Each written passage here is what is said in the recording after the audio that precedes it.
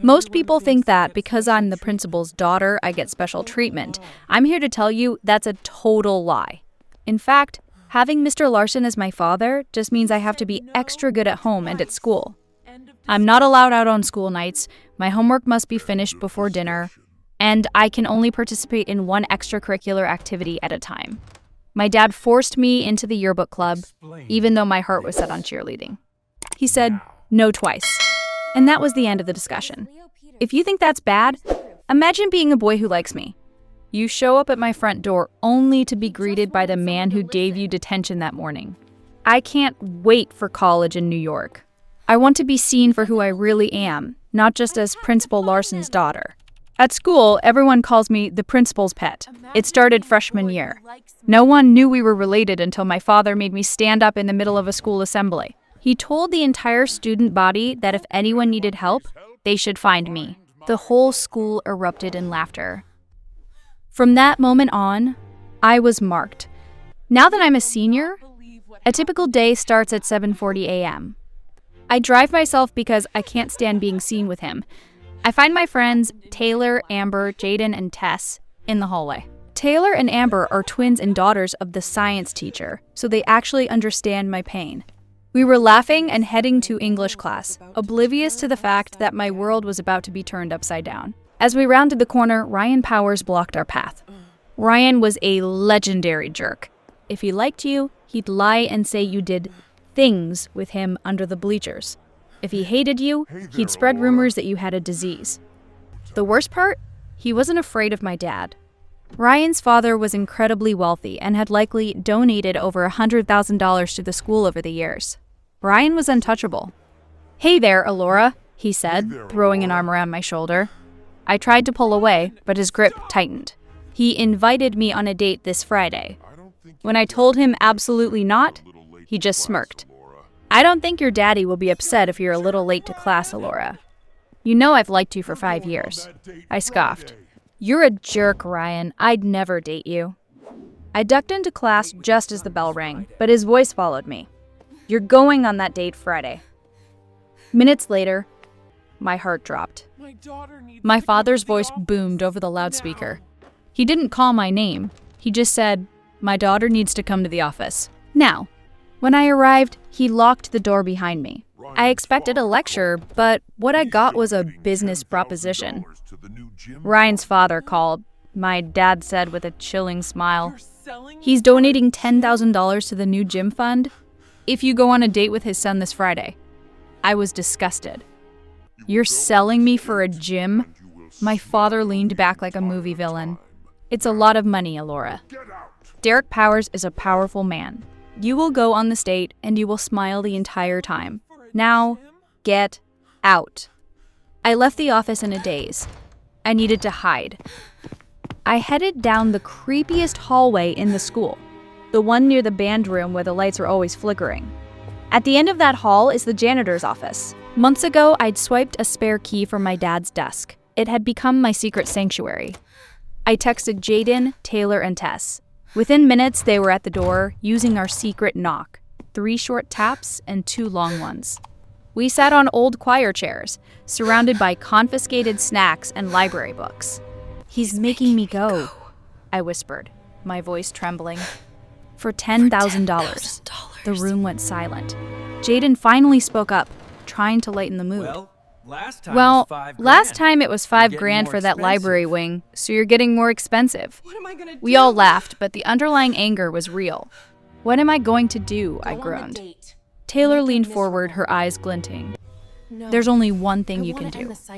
Go on the date, but make him so miserable he'll pay your dad $50,000 just to stay away from you." But I wanted to do more than just be a bad date. I wanted to end the cycle. I realized I had more power than I thought. I knew where every security camera was located. I had access to every key in the building. As the principal's daughter, I knew the school's weaknesses. We spent the rest of the lunch hour recruiting other girls. We made flyers. We didn't just want a protest. We wanted a revolution.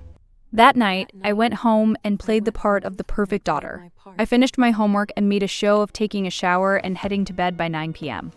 My parents were glued to the TV watching The Bachelor. Earlier that day, I had texted Ryan. I told him if he wanted to prove he really liked me, he had to meet me at the school auditorium after dark.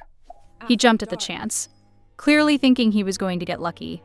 Around 10:20 p.m., I heard the familiar sound of my father snoring echoing through the hallway. I stayed low, army crawling across the carpet into my parents' walk-in closet. I knew my dad kept the master school keys in a lockbox there.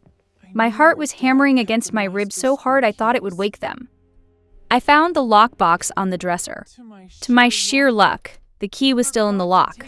I twisted it, and the heavy ring of keys clanked together like cymbals. I froze. My dad stirred, mumbling in his sleep, but didn't wake. I stuffed the keys into my hoodie pocket to muffle the sound and slipped out of the room. I grabbed my phone and texted the group. I have the keys. It's on. I drove to the school in the dark, my headlights off until the last second. I saw cars parked blocks away. My friends and the girls we had recruited were already there, hiding in the shadows. We were about to turn the principal's pet into Ryan Power's worst nightmare. At 11:25 p.m., I unlocked the auditorium doors. I expected maybe 50 girls to show up, but when I walked inside, my jaw dropped. There were over 600 girls filling the seats. Some held signs with the cruel names Ryan had called them. Others wore shirts listing his lies. Tess had her professional camera set up, ready to record everything. "He's here," someone whispered. We killed the lights. Through the glass doors, I saw Ryan's car pull up. He hopped out, looking freshly showered and smug, wearing way too much cologne. He pushed open the heavy auditorium doors, stepping into the pitch-black room. Suddenly, the stage lights kicked on with a blinding flash. Surprise! 600 voices screamed at once. They began shouting the ugly words Ryan had used to diminish them over the years. It was a wall of sound, a collective roar of years of frustration. Some girls threw crumpled flyers at him. Others pelted him with Nerf darts. Ryan's smug grin vanished instantly. He looked small. He turned to flee, but Jaden and Amber were already blocking the exit, their arms crossed. I stepped onto the stage, looking down at him. Every girl in this room is someone you've hurt, Ryan. We rallied this many people in 6 hours because that's how much everyone hates you. Your money can't buy a single person in this room. I was about to say more, but suddenly the school's high-security alarm tripped. Red lights began flashing and a siren wailed through the hall. 5 minutes later, the parking lot was swarmed with blue and red lights. My father came charging through the doors, his face purple with rage.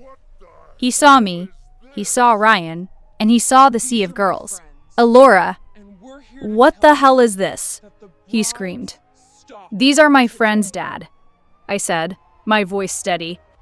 "And we're here to tell you that the bribes stopped today. I'm not going on a date with Ryan, and you're not taking $10,000 from his father to build a gym on my back." My dad turned to the police officers, shrugging his shoulders. "I don't know what she's talking about. She's troubled."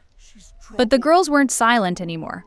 One by one, they began to speak up about the donations their parents had made to get them out of trouble or to buy spots on teams.